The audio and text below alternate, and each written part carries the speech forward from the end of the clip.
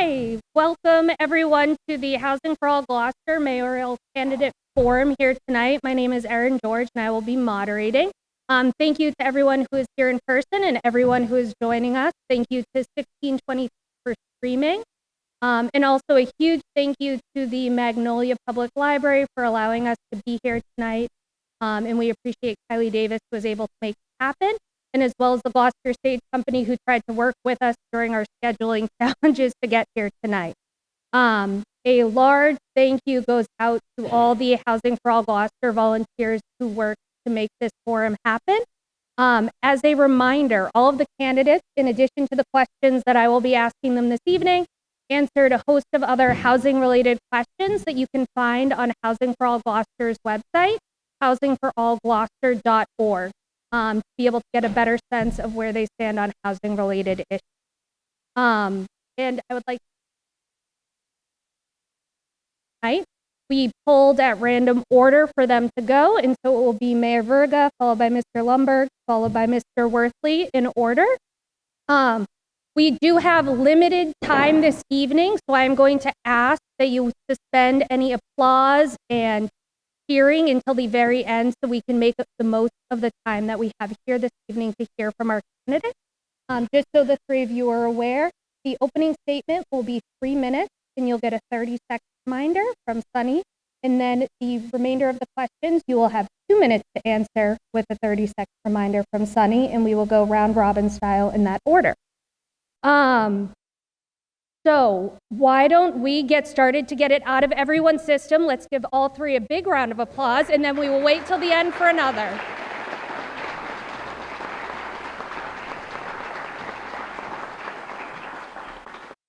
All right, starting with Mayor Verga. Please briefly describe your background and how it prepares you to address housing challenges. Sure. Well, I've been the mayor for almost 4 years now. I spent pretty much, this is one of the top three issues with every resident that I talk to. And as I said last night in the debate, housing is not an easy problem to solve. If it were, we'd solve it. But I'm running for re-election because, I have a track record throughout 44 months, and it's one of promises made and promises kept, and I don't want Gloucester's momentum to be slowed down.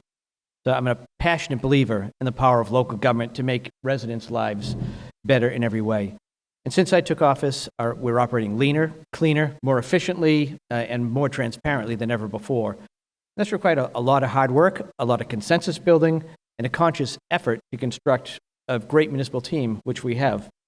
So during my first 2 terms, I've implemented and championed or supported initiatives that have brought about tangible improvements for Gloucester. Things including our city services, our streets and thoroughfares, our buildings and institutions, and 5-year budget projections for smarter planning, which, believe it or not, did not exist. There have been record investments in our schools, and during my tenure, we included major upgrades to school buildings, and we've expanded our vocational program this year. Gloucester's beach traffic has been mitigated. Veterans Park for free. Entry-level housing has been expanded in addition to extensive restorations of our city's parks and green space. We've maintained a balanced budget as well as a AA bond rating throughout this time, and we're looking to improve on that.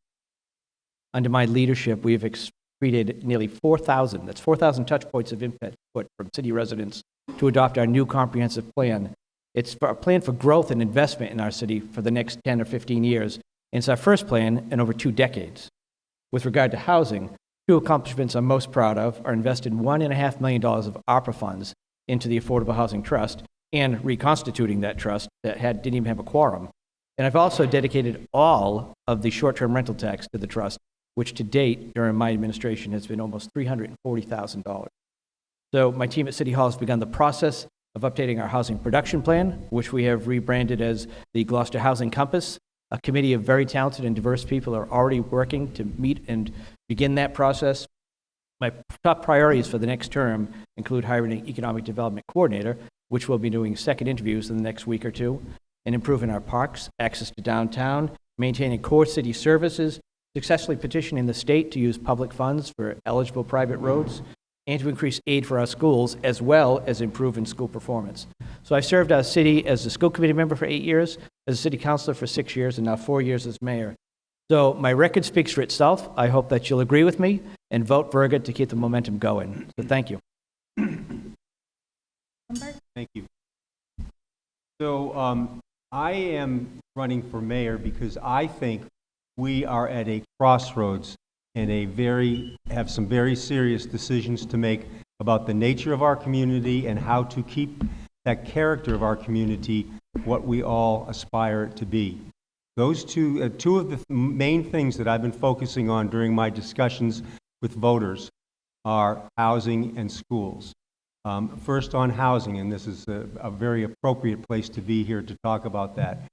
I feel that we have a serious problem in terms of housing affordability for the part of our diverse population that includes families with kids in school, healthcare workers, teachers, city employees, who are starting to not to be able to buy a house or rent a house in Gloucester and live here. That will significantly change the nature of our community if that's what continues to happen. So doing something about housing. And when I say doing something, it's more than just making plans and talking about concepts. It's about taking a leadership role, and especially a leadership role on things that seem unpopular, but perhaps are very valuable to all of us. We experienced that with the housing amendment, with the zoning amendments that were made by the original Housing Production Committee that failed on the City Council. And they failed primarily because people were saying to the City Council, we don't want to give up our right to say no to what happens next door. Now that is a very important part of neighborhood character, and it's something that we can incorporate into zoning changes that will give us more housing in that really important range of $400,000 to $700,000 value. Those are the houses that we're talking about. There are exactly 6 on the market today in Gloucester, which means for people that I mentioned, that very important part of our demographic, they are being shut out of Gloucester. The second thing that I've been focusing on is our schools. We have some educational quality issues, and we need to address them because our graduates coming out of Gloucester High School need to be competitive in the world. They need to be able to compete for jobs, or they need to be able to compete for higher education. That competition is done by collaboration among all of us, not just the teachers and the school committee, but all of us are involved in that. What kind of a community do we want? My terms, my civic duties have been on this. I was on the planning board for 6 years and 6 years on the city council, 2 years as president. My professional business is the railroad business, where collaboration and safety is the most important thing. Thank you. Mr. Whip. Thank you very much. Firstly, I want to thank Housing for All Gloucester for organizing this and for your advocacy 365 days a year. It makes a difference. I also want to thank the Magnolia Library for hosting us tonight, and 1623 Studios for filming this and broadcasting it. And Erin, thank you for hosting this today. Appreciate your work. My name is Jeff Worthley, and I want to be your next mayor. I've served in the City Council now for 8 years, 4 years, 20 years ago, where I served in the Planning and Development Committee, ran for mayor and lost. Then I started my own business, and for 16 years now I've been a single dad raising 2 children, both of whom are in Gloucester High School. And they are part of my inspiration for running for mayor. When I think about, the question was what qualifies us to really be mayor in terms of helping with housing. I think you need to come from a background of empathy and compassion to start. I come from very humble beginnings. My grandfather, who maybe some people know, was chief of police. Long before that, he lived on New Way Lane. He'd come home from school and not ask, what's for dinner, but is there dinner? He had dirt floors, and as he said, burlap or trash bags for windows. When he was a police officer, they changed uniforms where they got rid of some of the coats that they wore, and he crawled into the dumpster to grab the coats out so he can give them out to people who are poor and begging and without clothes. I think that compassion and empathy rings true to me as well, and I can certainly relate personally and through other people how difficult it is to afford housing in Gloucester. My children right now would not be able to afford to live in Gloucester. Coming out of Gloucester High School with the best education they can possibly get, it will be very difficult. Now, the mayor said that he doesn't want to slow down. I agree. What we need to do is put our foot on the pedal and go really fast towards solving the housing problem in Gloucester. We get what we zone for. Our zoning ordinance really creates opportunities for million-dollar homes. There isn't something in our zoning ordinance that really creates this environment for the $300,000, $400,000, $500,000 homes. And we haven't made any significant changes to our zoning code, except for the most recent one compelled by the state, in many, many, many years. When I served on the Planning and Development Committee 20 years ago, I initiated the Zoning Ordinance Review Task Force, co-sponsored by Abdullah Kambadi, Magnolia resident, many of you may know. And that organization went through the zoning code line by line with attorneys, with builders, with contractors, and said, what are some of the things we could eliminate in here that don't take away from neighborhood rights, but make it easier for people to use this code of ordinances and make it easier to build affordable housing. There's so much more we can be doing, and we haven't had any significant change over the last 20 years, never mind the last 4 years, and we're going down the wrong path. And I will agree with my other challengers. If we don't do something soon, we're not going to recognize Gloucester as it's become completely gentrified. Thank you. Thank you. And now moving on, we'll start with you, Mr. Lundberg. What do you think is the biggest housing challenge in Gloucester? And if you were elected mayor, what would you propose to do? So as I said earlier, the biggest housing problem, in my view, is affordability and accessibility in that sweet spot of housing values for that portion of our diverse population who are working for a living, basically, and families with kids in school. And so what I would do is to approach that as the first step. As everyone has said, zoning is really, housing is really hard. If it was easy, it would all be done. But it's hard. But it also takes some leadership and some going out on a limb. It requires someone to say, here are some options for us, and to the people who say, I don't like that option, to explain why it may be okay and how we can make it better.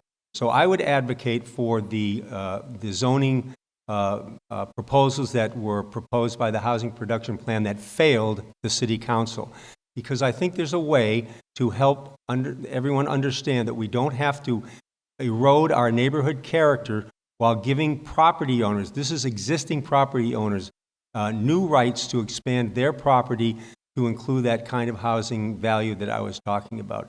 So I would immediately do that, I would immediately revive that, and I would immediately be its advocate. Challenge?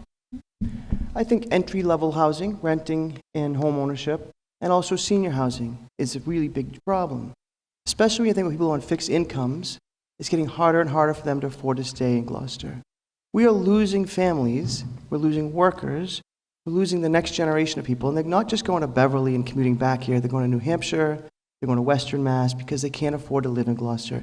And I don't think you're going to get any debate among the three of us that there is a problem. I think we all agree there's a problem. And as far as the solution, I think back to why those zoning changes that came before us failed.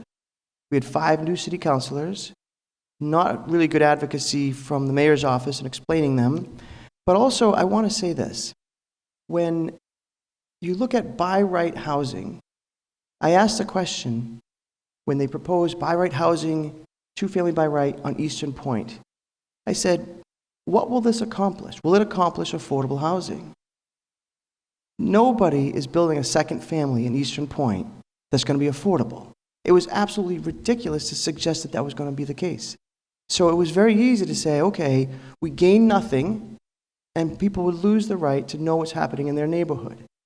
Now, when I served in the city council the first time, we would have our public hearings at the Planning and Development Committee meeting first, and oftentimes you'd have a line of people on one side that were opposed to something, and you'd have the attorney or the builder on the other side, and we would communicate, and we have some dialogue. And what would happen? Sometimes the complaint, we don't want a third unit here, wasn't about the third unit. It was about the first or second unit that maybe the spotlight shined in their bedroom window. Or maybe the car backed out and it beeped because there was a truck, and that was annoying to someone. And that dialogue spurred some very minor changes that made those things get passed by the full council. And so I think communication is a real problem, and I think I would be I know I'd be happy to lead the charge in better communication. But I think to say by right is the only way to do it is really looking at trying to solve a problem that needs a very specific solution. Thank you. Mayor Berg? Sure. Housing of all kinds, affordable with a small a and affordable with a capital A, are a problem. As a recovering real estate agent, I know about some of the issues in the real estate market. As Paul mentioned, how few homes are on the market. Supply and demand do drive prices up. And Gloucester is a very desirable place. We've been discovered, and there's no doubt about it. So for affordable housing with the small a, there were, when I inherited the zoning amendments that were from the previous housing production plan, they went forward to city council. Unfortunately, they were timed with the introduction of 3A. And so people conflated the two, and they were doomed to failure. But there were some I was surprised the city council didn't adopt. One in particular, if you wanted to add a second unit, you could buy a piece of blank land and put it two-family by right. Or you could tear down and put 2 units by right, but you couldn't add that second unit to an existing single by right. That seemed like one of the easiest ones that was looked over for some reason. So what we're doing moving forward, as I mentioned, the new housing production plan, Gloucester's Housing Compass, is going to take another look at that and get some zoning amendments that make sense to people, and we can get behind them. And as a point of interest, 3A did pass. And to date, let's count them, 0 permits have been pulled as a result of 3A. So the fear factor of it's going to be a gift to the developers did not materialize. And as far as affordable housing with the capital A, we've done quite a bit with my administration. As I mentioned, we reconstituted the Affordable Housing Trust. We gave them funds to actually perform their mission, and they put over 70 units in place thanks to the funding we gave them. And we're working very close with Harbor Light Homes on a project on Washington Street, which will result in about 63 affordable units, 55 rentals, and 7 townhouses, with a 70% preference for Gloucester voters and a 30 to 60% AMI. The AMI, the area median income right now for Gloucester, because we're in the Boston area, is $164,000 for a family of 4. And I have to stop, so we'll talk more about that later. All right, thank you. We're going to start now with Mr. Worthley. Thank What city-owned land is available that can be sold or given to a builder or developer, specifically for affordable housing, and how would you define real affordable housing? Thank you. So there are many, many, many acres of city-owned land, and we need to look at, first of all, do we want to keep it for city purposes? Like we lost Fuller School in our emergency response location, emergency shelter, so we wouldn't want to give something up that has real value for the entire community. There are about 24 acres of land around Beaman School. I don't think we should be developing all of it, but we don't need 24 acres of land for the next school.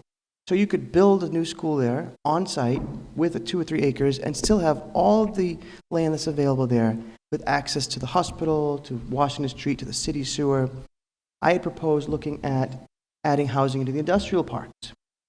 If you think about the Cape Ann Medical Center building, for example, when it's closed in the evenings and weekends, there's plenty of parking.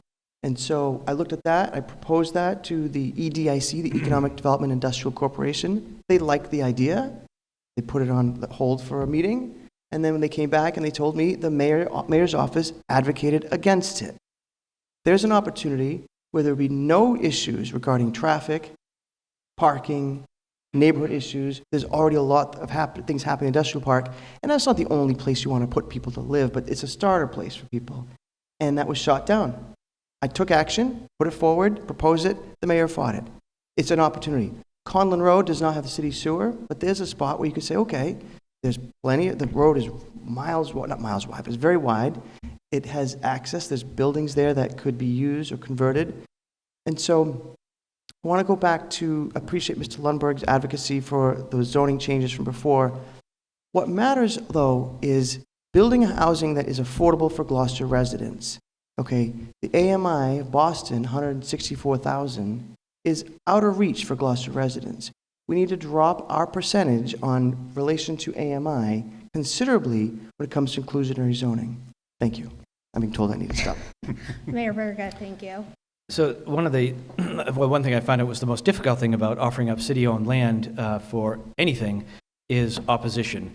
And one thing was pointed out to me, there was a 2 or 3 acre parcel on Gloucester Ave that I had proposed my first few days in office. And it was brought to my attention that there's very few green space downtown, very little green space downtown. And I thought about that, and it's like, in retrospect, yeah, maybe it's not the best thing to take the last piece of green space in a neighborhood. And there are lots of land that we own that's protected. So it's difficult to pick a piece, especially if we have land that's in the middle of an unsewered or no water supply, meaning it's on wells. And we do own a lot of land around West Parish, Beeman and Plum Cove. But I think we might find ourselves in the same mess if we take a piece of that for housing at this point, because we don't know where we're going. We sold our Fuller School, and then within a couple of years we were looking to build a school, and they proposed right next door. So I think we have to find out where we're going with the Beeman Plum Cove situation before we start divvying up land for other uses. But we do have to keep an open mind. It can't be just say yes, but it also can't be just say no. I mean, Gloucester has to lead the way, and we do have properties that could be available. But we went through them all, and it was one of the first exercises I had the planning department do, and there weren't as many as you thought that were just plug and play for affordable housing. But I am certainly open-minded as we move forward, and Gloucester can be flexible if we make the argument. But there's also a matter of trying to find someone to take on the project with if there's potential neighborhood opposition awaiting them. Thank you. And Mr. Lumberg? So I would start from a slightly different angle. Yes, city-owned property is perhaps an opportunity, but I would start with the first question is, what kind of housing do we need, and where is the best place to put it? Perhaps an industrial park is not the best place to raise a family, but there are places which are more accommodating near schools and near existing neighborhoods that would be better. Yes, the city does have lots of open space. Much of it is not suited for housing, but we shouldn't limit ourselves to what the city has. We should expand to where the housing should go and what kind of housing it should be.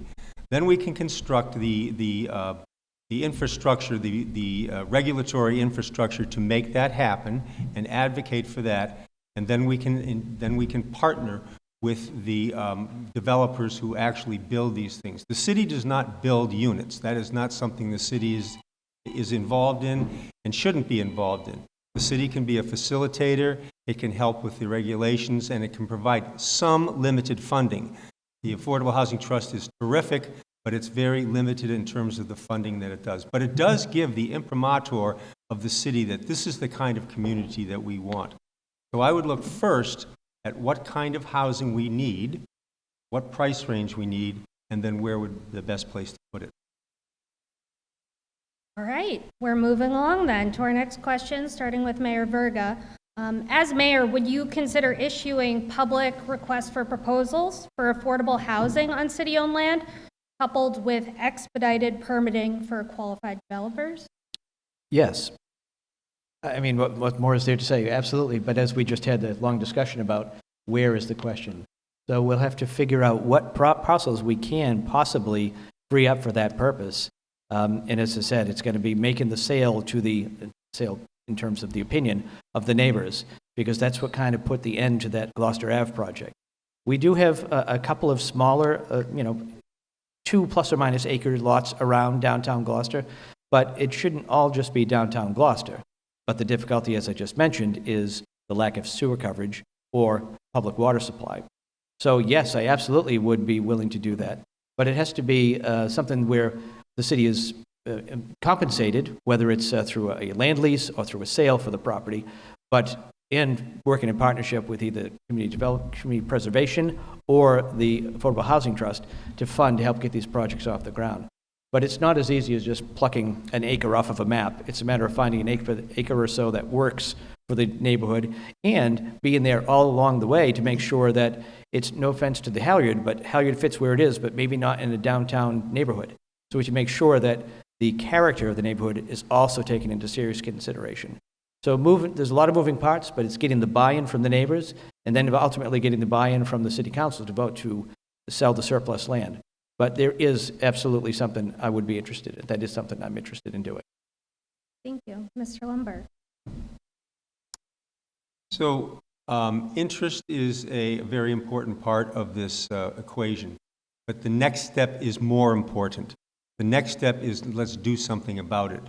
And we have had these ideas and these potentials around for a very long time.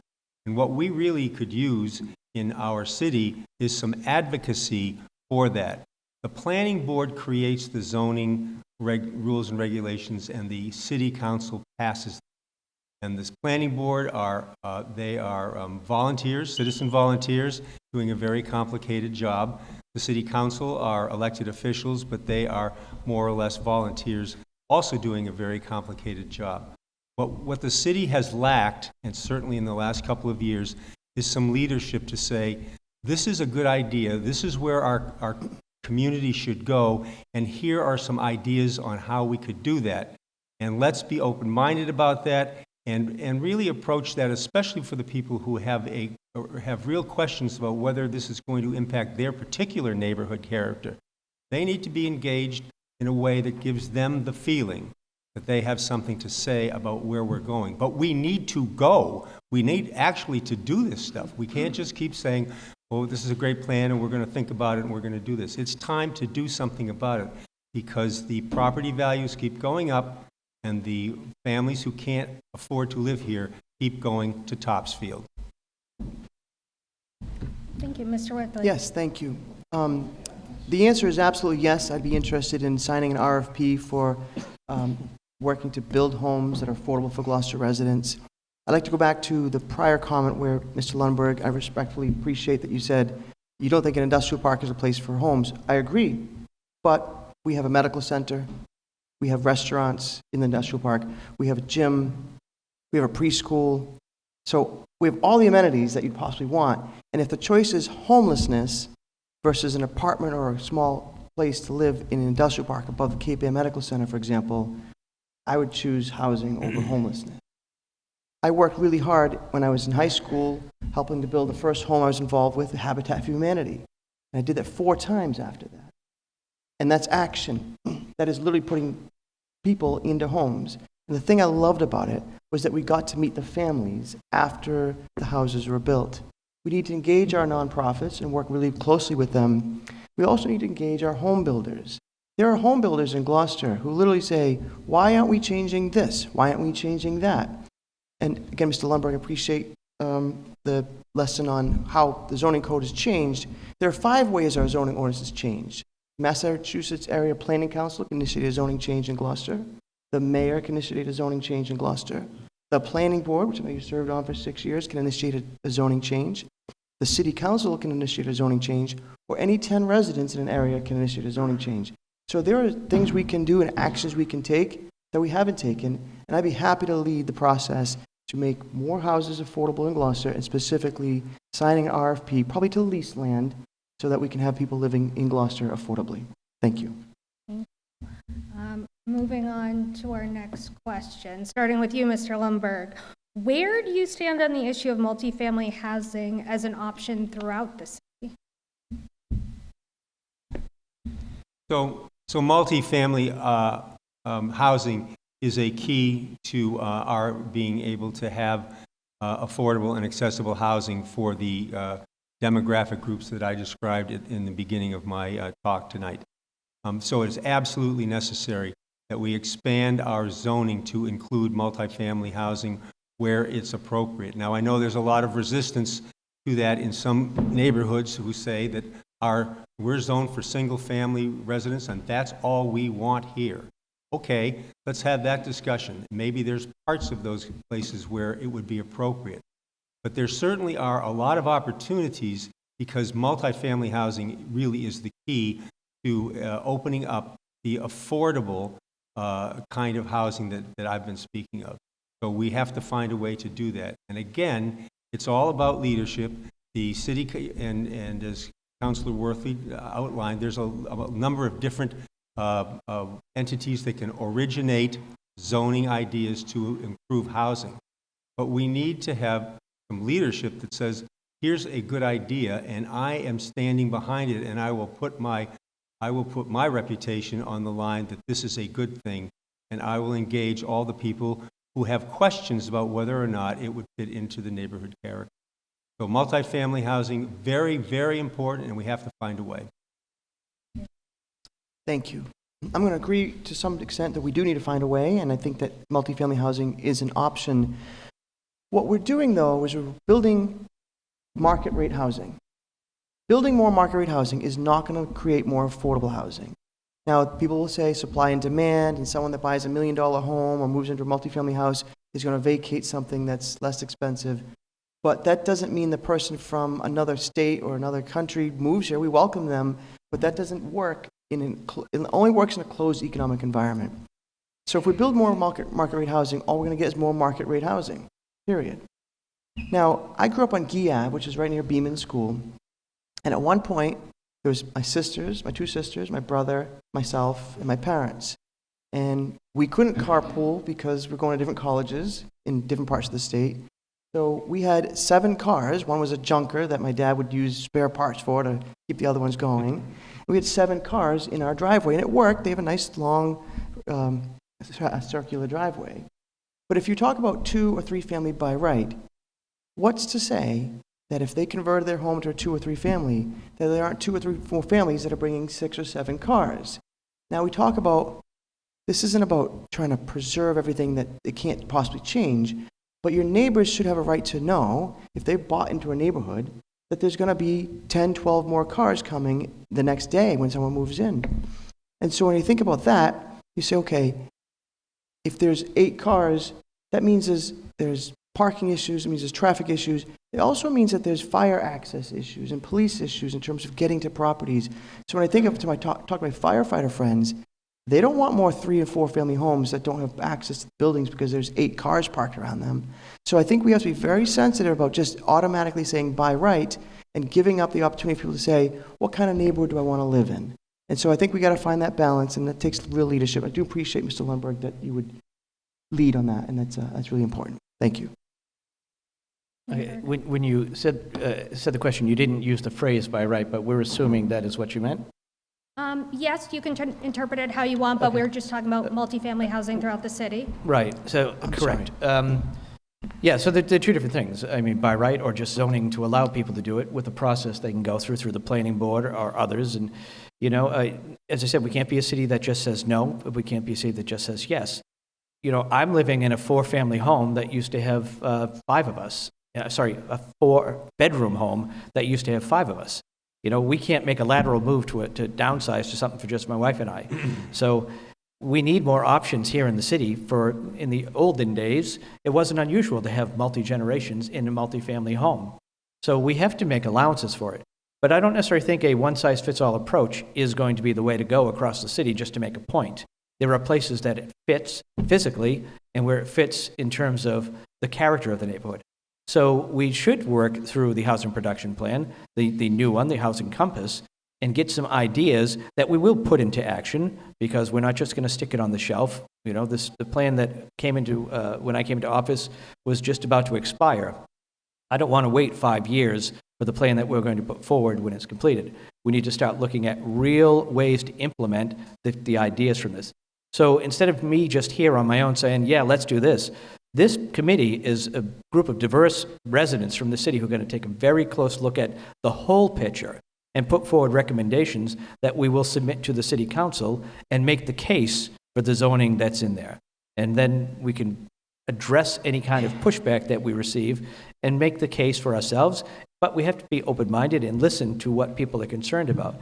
But there's no question we have an issue with a lack of housing, whether it's affordable housing or market rate housing.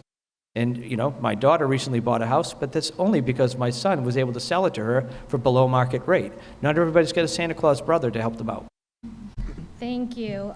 So we're going to transition now. You each have gotten the same question. As I mentioned earlier, on housing4allgloucester.org, each of the candidates submitted answers to a series of questions. And based on their responses, we crafted a specific question for each of them to get some more insight on that. So we'll start with Mr. Workley, and since it has already come up, it seems apropos. The federal government has invested hundreds of millions of dollars over the last 50 years tearing down isolated, failed, affordable housing complexes located in remote areas of cities like industrial parks through HUD's Hope 6 program. Given that history, why are you suggesting that Gloucester should invest time and resources creating an isolated pocket of affordable housing in the Blackburn industrial?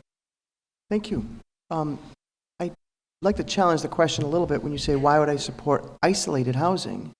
When I go to the gym, and believe it or not, I go to the gym, might not look like it, but when I go to the gym in the industrial park, the fitness zone, it's a very active place. It's not isolated at all. There are jobs there. There's amenities there. There are services there. I wouldn't, we're not talking about nuclear power plants. We're talking about doctor's offices and a preschool. So it's not isolated at all. So I challenge that your question on my thing is about a specific area that we all know and love. The industrial park is basically like downtown with some manufacturers there. It's a lively place. And so if I talk to the people that I know that own property there, there's a lot of retail that's happening there. There are service industries there. So I think that's not about isolating it. As far as the federal government cutting back on, I'm sorry, you said that they're tearing down failed housing projects. We should be investing in more housing projects, and it doesn't need to be just in industrial park. That was an example of an idea that I put forward. I was willing to take action on it. There's many places we can be doing this and should be doing that. I also want to go back to your last question. I made potentially an error when you said, would I support multifamily homes throughout the city? I thought, and I think Mr. Verka corrected it, the question wasn't clear to me, if you meant by right. If there's a process for the neighborhood to have input, absolutely support that. Thank you. Mayor Verga, Gloucester's compliance with multifamily overlay district zoning law gives us access to some major state funding programs for housing and infrastructure. What proactive steps will your administration, if re-elected, take to secure these resources and prioritize projects to maximize this opportunity? Sure. Well, as you know, the pushback on 3A was that we didn't have to do it, that it was an optional thing. I think I know the Supreme Judicial Court ruled otherwise, and thankfully so. The voters of Gloucester voted to adopt 3A because over the last, sorry, I've got a bug in my face here. Over the last 44 months I've been in office, we, the city, have accepted about $9.5 million of grants through the city council, about 112 grants in total. Some of those were federal, some of those were non-governmental, but a number of them were state that we would have potentially not been eligible for. I'll give you an example. I sit on the Seaport Economic Council, and this is after prior to our vote for the special election, but after we were in non-compliance for 3A. And I was there voting to give millions of dollars to other Seaport communities, realizing that we wouldn't be able to collect on any of those grants while I was sitting in that seat before our 3A vote. So we will continue to use all of the grant writers we actually do have in our multiple departments who specialize in writing grants for their expertise area in their departments, to write grants, to seek every penny we can to find many uses to make Gloucester a better place. So 3A, as I said, we've had 0 permits pulled as a result of it, but being in compliance sure is going to be a benefit for Gloucester. So we'll work hard to get grant applications out, and we will work hard to put those grants the money into action once we receive them. Great, thank you. Mr. Lundberg, you've spoken about Gloucester's housing challenges and have often referenced trends and conditions from past planning processes. With the recent action in the city, finalizing a 10-year comprehensive plan, adopting multifamily overlay district zoning, and passing a short-term rental ordinance, as well as revisiting inclusionary zoning, how would your housing strategy build on these initiatives, and what new steps would you take to address today's housing realities rather than those of the past? So I'm going to start with the comprehensive plan. We had the comprehensive plan in 2000. And we just revised it at some considerable cost to the city, paying the consultants. The result of the new comprehensive plan is basically the results of the existing comprehensive plan, because the issues that were identified, especially as they pertain to housing, have not been pursued or enacted since 2000. We still have the same problem. We still have the same demographics who are having trouble affording living here. So redoing the comprehensive plan that basically echoes the old one is not the answer. The answer, in my view, is to take action. There are wonderful ideas in both places. In the original comprehensive plan, and the results of what the Housing Production Committee did in 2017, there are great ideas right there, and they can be revived and presented to the city for the kind of input that would really be helpful, not just the yes-no input. It was very important to recognize that the so-called MBTA 3A zoning, which required MBTA communities to zone at higher density around the transit stations because more people living near transit means less cars, and that was their theory about that. The way to approach that is not to say, as our existing administration did, we don't like that plan and we're just going to do the minimum. That sets a tone in the community, and that tone permeated the community for 2 years. We finally were able to get it passed, but it was because a lot of us were advocating for the opportunities that that presented. And lo and behold, we have a really good plan, but it's only a start. Thank you. And I'm going to defer to my time checkers. Do we have time for an audience question or two?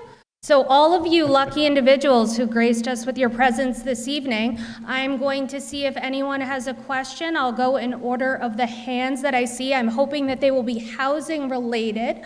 That is what the goal of this forum is. I see a gentleman in the back. I'll repeat the question if you ask it. So everyone can, yes, yeah. Good evening, thank you for having us. My question is, there's a lot of talk about potentially zoning amendments that will be put forward. My question again is your philosophy on the purpose of a zoning ordinance. What do you think a zoning ordinance is trying to do for a city? And before we jump into answers, for those of you at home that couldn't hear, we are asking a question on each of the candidates' philosophies on zoning ordinances. Since Mr. Worthley went first the last time, I believe we start with you, Mayor Verga. Well, I think in a nutshell, the zoning ordinances are telling people this is what our expectations are. And for my philosophy, I think that was, Joel, you mentioned what's our philosophy, is that it should be very clear that these are the guidelines, but one of the big parts has to be neighborhood character. As I said, you know, I used the example of the Harrier, but I don't think we should be putting round pegs in square holes. You know, but there are places where certain projects will fit and places where certain projects won't fit. And I think if we start from that point of view and not be an automatic yes, because that's not a good thing, and also not be an automatic no, because that's absolutely not a good thing, we can get somewhere with it.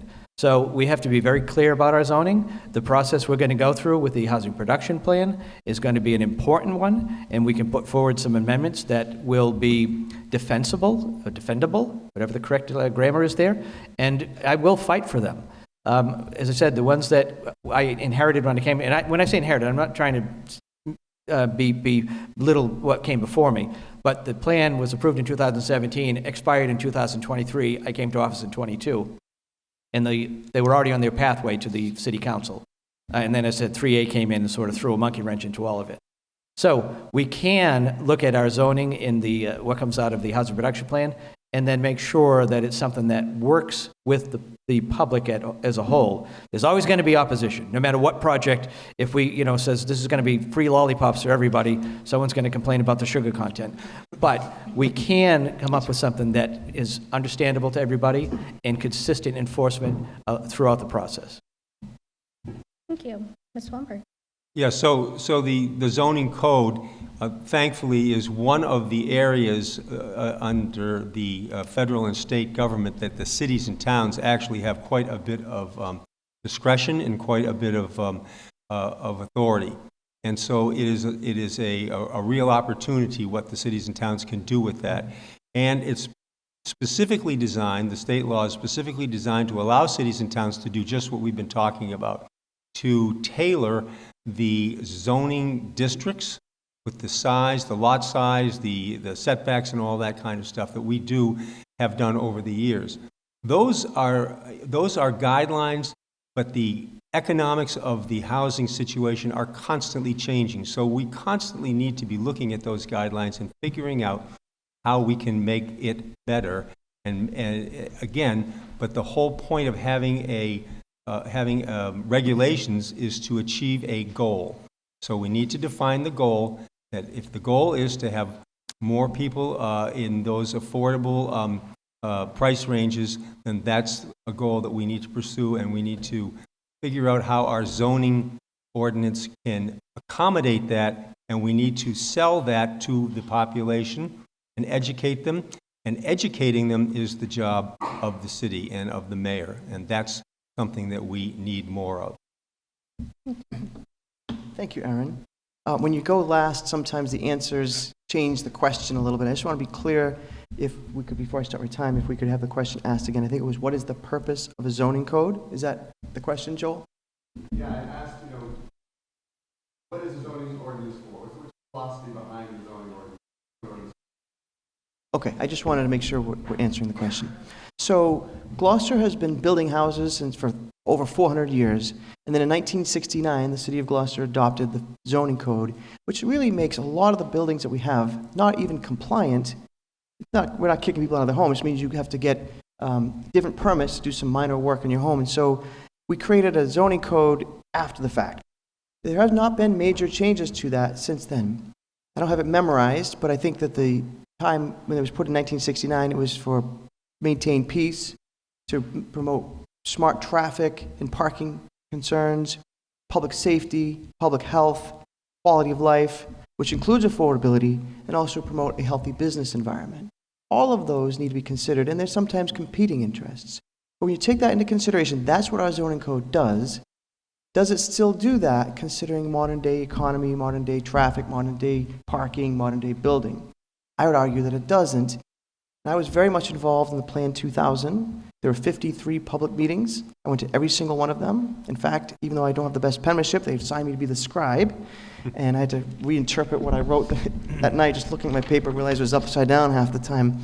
But I participated in that, and it was led by Janice DeLuto. Most people here remember her. And she was all about community input, dialogue, conversation, things that brought people together, and not just fighting yes or no and putting things at stake like that. I learned a lot from her and the planning board. This term, just when I got back in the council, I know the mayor initiated the new master plan, but it came from a request to the mayor that I made when we were dealing with the zoning changes. I realized our community is so divided, we need to have a plan that is more inclusive. And if you look at the record, it'll say, I asked the mayor to reinitiate a master plan, and he did, and I appreciate that you did. But also, we spent $350,000 on a consultant. That's a lot of money. When we did it in 2000, we didn't have a consultant. We had volunteers. I'm getting the stop sign. Yes. Thank you. Thank you. And I am looking to the audience again. I see a young lady in the front row. Thank you for calling me a young lady. It leads right into my since obviously I'm not a young lady. I think that we as a community have come to recognize the growing problem of not having enough senior housing. But I think even more importantly, we have not recognized the growing problem, which a few people have mentioned, of no starter housing for people coming out of high school, out of college, or a young family. So very specifically, I would like to know what you would do to try to address youth-needed housing and what specific incentives you think you could help design so that we could foster housing, starting housing, whether it's for couples. So to repeat for those at home, the question is around starter housing, what options there are, and what you would do to incentivize the creation of that type of housing. And I believe we are starting with you, Mr. Lundberg. Great. So incentivizing that housing in that price range is a key element of solving the problem that I described when we started tonight. That is such an important part of our community, that demographic, and that we need to take care of that, and we need to be creative, and we need to have a lot of advocacy for it. So the 3A zoning that was just passed, which actually has a lot of opportunity in that area, is something that we should not only just let it exist, but we should advocate for it, and we should find ways to incentivize homeowners, because it primarily benefits existing homeowners and gives them an additional property right to develop their property for just this kind of housing. And we need to take the next step, which is how do we help incentivize them.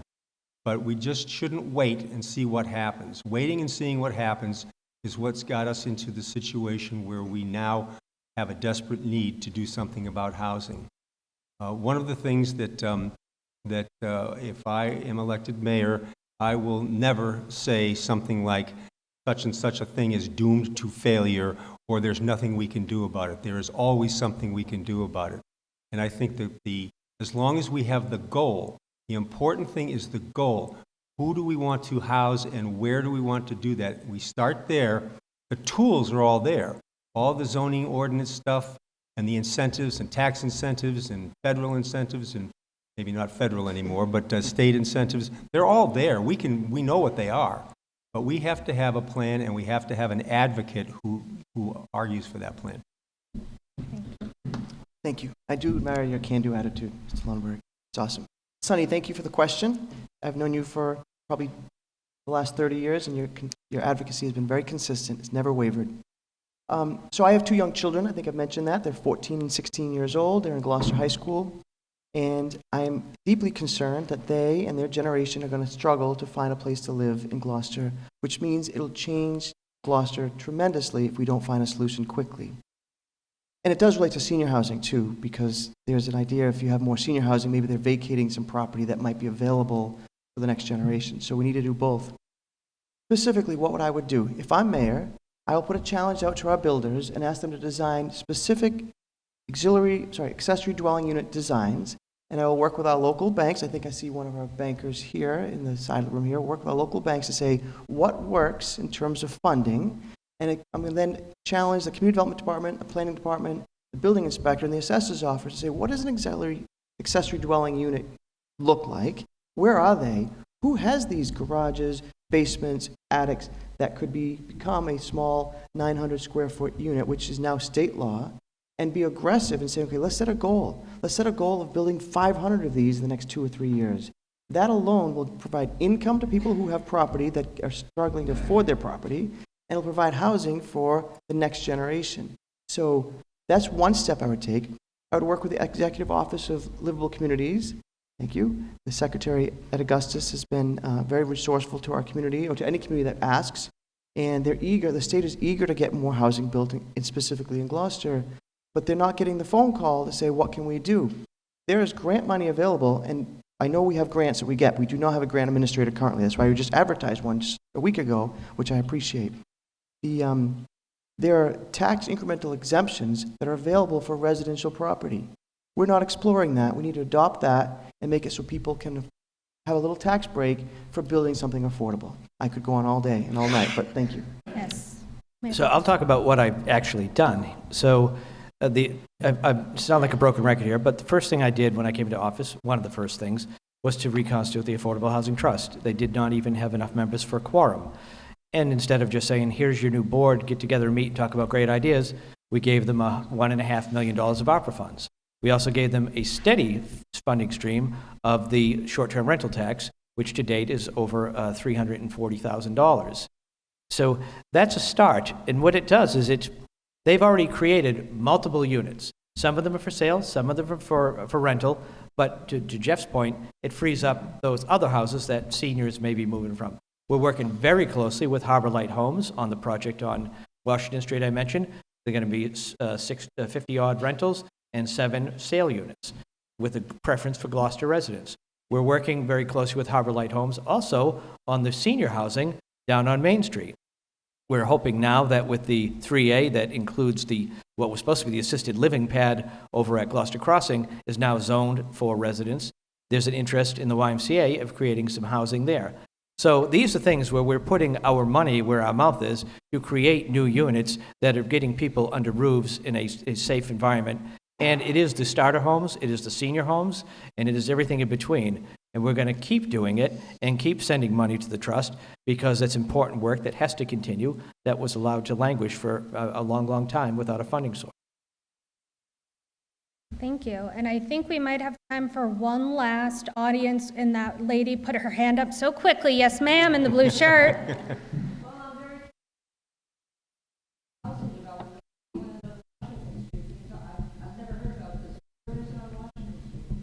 Are we going to go in order, or is she asking me directly? I'm going to say if I respect you having that question on a specific site that the mayor mentioned, I would ask if we have any more broad-reaching questions. We're going to follow up on that, and we will ask for answers that we will post on the Housing for All website. But if there can be a question for all candidates to be able to answer, Miss in green.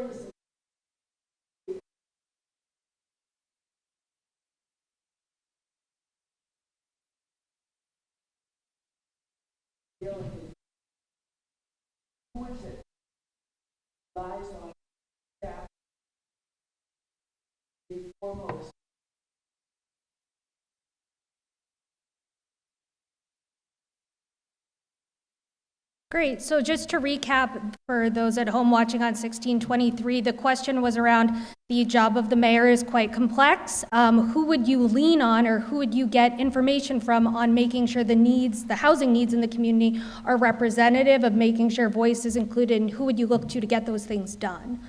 Starting with Mr. Worthley. Thank you. I appreciate the question. You're 100% right that it's a complex job. I don't think we could have just one person. We certainly have people who are specialists in different fields, and there's people in the state that can help with these things. But when I first ran for city council, I had a friendship with Peter Terigian, former mayor of Peabody, for I think 26 years. And he would say that when you're at a city council meeting, there's going to be 10, 15, 20 people speaking strongly in favor of something or strongly against something. He said you have to keep in mind that you represent 30,000 people. And many of those people, they're home with young children, they're taking care of elderly parents, English is a second language for them, they're uncomfortable speaking in public, there may be consequences for them speaking in public for their business. You need to keep those people in mind too. Now, how do you keep 30,000 people in mind? Well, part of it is you got to have those kind of relationships. You got to have the empathy and the compassion to say, I understand what someone in Magnolia might be feeling at City Hall if they can't make it to the meeting. I understand what someone in East Gloucester or Lanesville or downtown feels about something. And to do that, you need to communicate.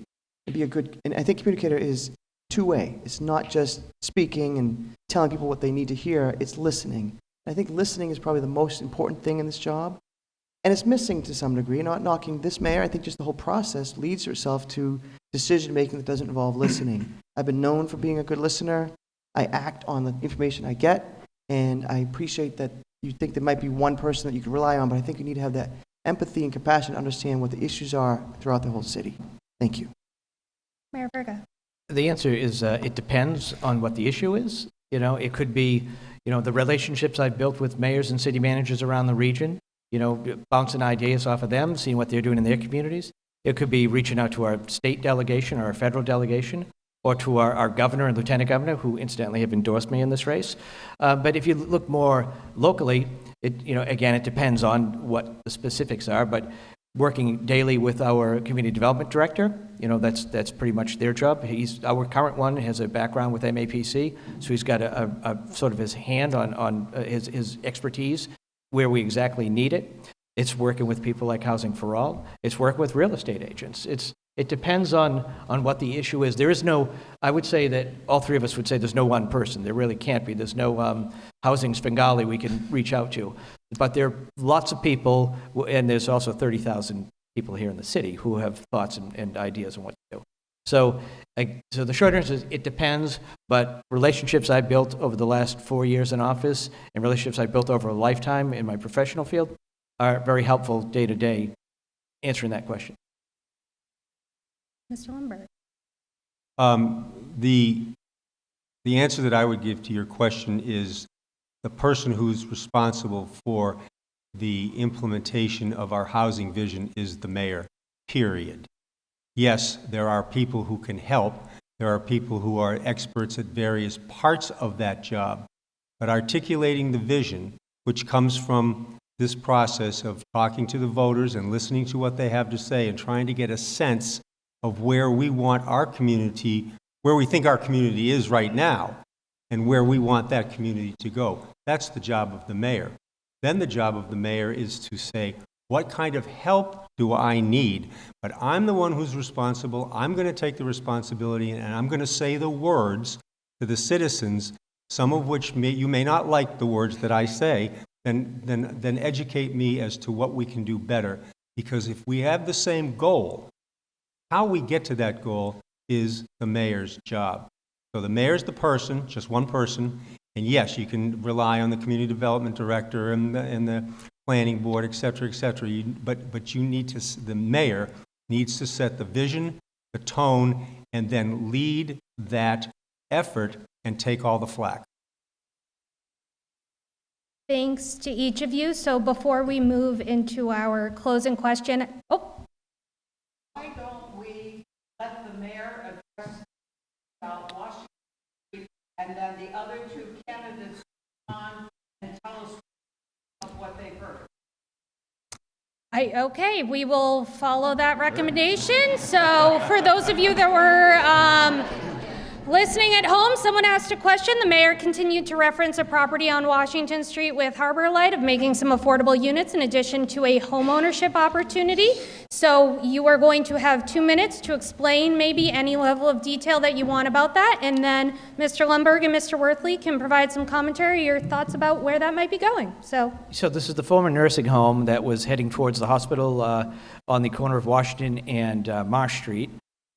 It was purchased by by Harbor Light Homes in partnership. I keep forgetting the name of the organization, but it's part of the Archdiocese of Boston. They proposed a 60-plus unit development. They're going to tear down, the plans to tear down the current nursing home, build an L-shaped multi-unit building, and then along Marsh Street, 7 total townhouses that would be for sale. So rentals, 55, I believe, and then 7 for sale. What they came to me originally with, I felt didn't fit the character of the neighborhood. I sent them back to their drawing board. I told them I really didn't like something really high there. So they accommodated. They stepped it back, meaning the top floor stepped back so it doesn't appear as grand and large on the street. But then I got them in touch with their ward counselor, who was in the back of the audience, and then they met with the neighbors, which I encouraged them to do before they went any further. And so they did meet with the neighbors, and they modified the plan even further. So right now, I believe they're still in the phase of working with the neighborhood to come up with the final plan, but they should be ready to go. We're looking at 2 to 3 years away before it happens, but we've got to start somewhere. And they've purchased the property, so it's in the works as we speak. great, thank you for that. And we'll go to Mr. Lundberg for any thoughts you have on that. The building had been vacant for a while. If you think of that usage or any commentary around that.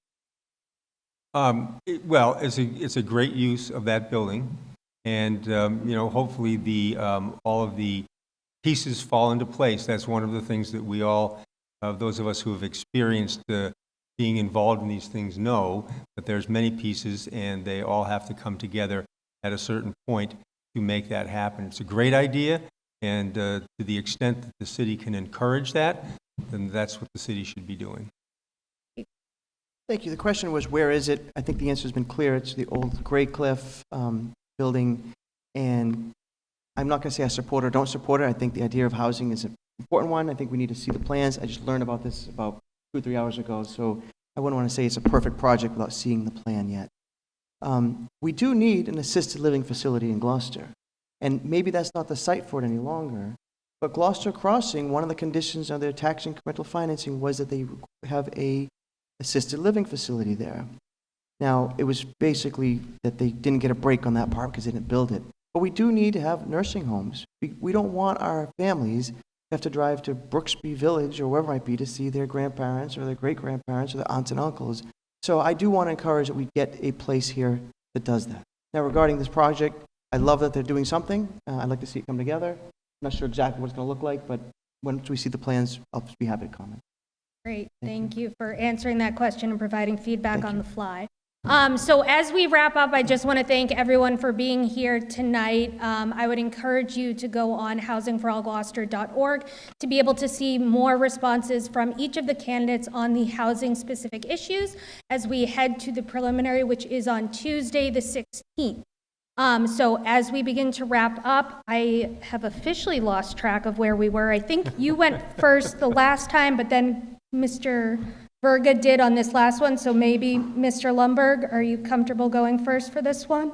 Always comfortable going Love first. that. Love that attitude. So thanks to each of you. So if you were elected mayor, what is your personal vision for Gloucester's housing landscape by the end of your term? And how do you hope residents will see and feel the impact of your leadership on this issue? Yeah. So thank you. That's a great ending question. So as I've referenced before, our community is special to all of us because of the diversity that of the people who live here. And when I talk about diversity, I'm talking about all economic strata. So we have, as I've said before, we have plenty of people who can afford $2 million houses. We have that.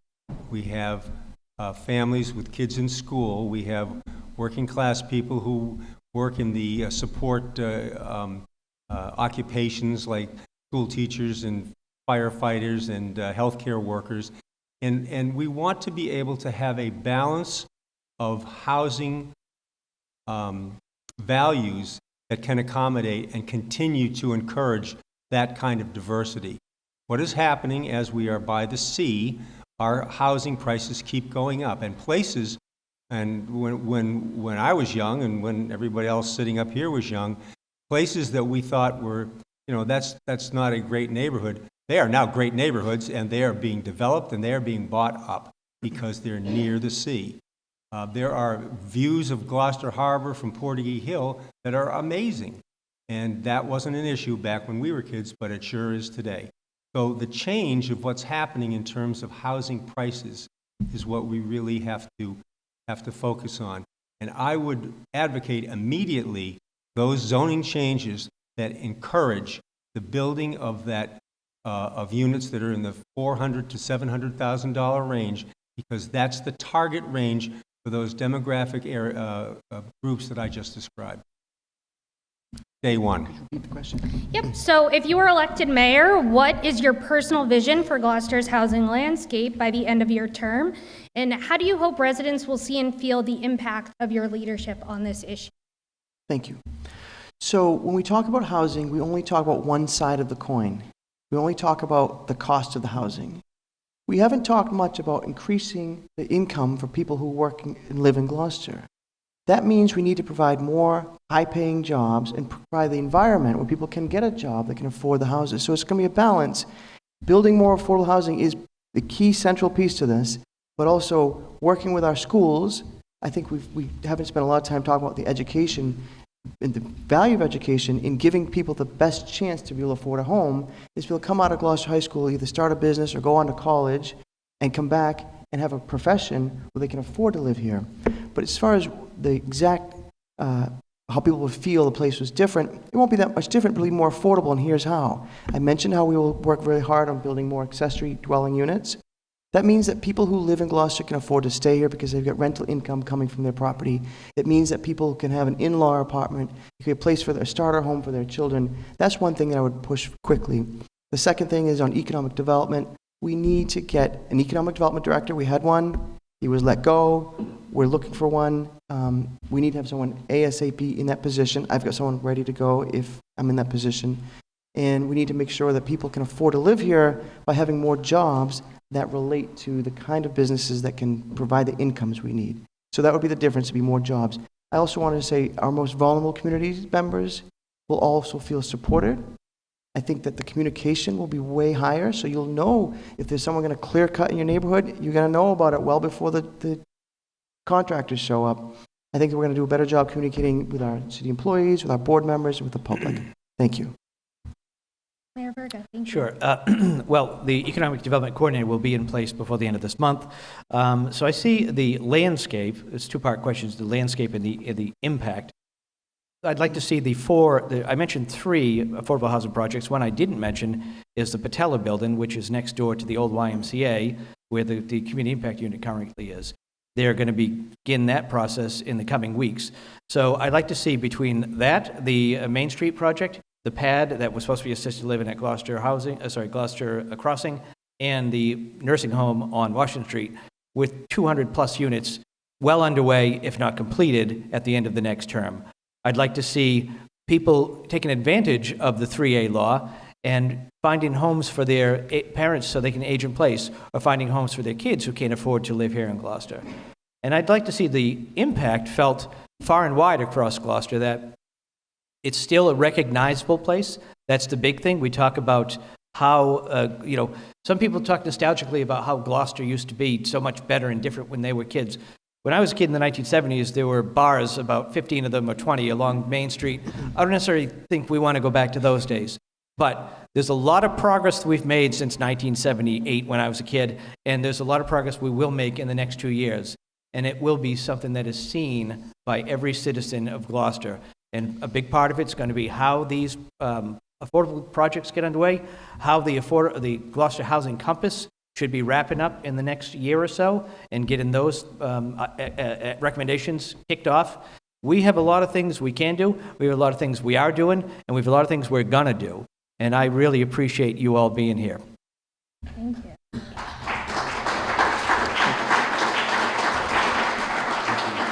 Thank you all. Thank you to each of the candidates for being here, everyone in the audience. Thank you for holding your applause until the end. It was much appreciated. So thank you all. Don't forget to vote on Tuesday the 16th. And thank you for Housing for All Gloucester. And if you have additional questions, please leave them on the note cards and we will pass them along to the candidates. Thank you.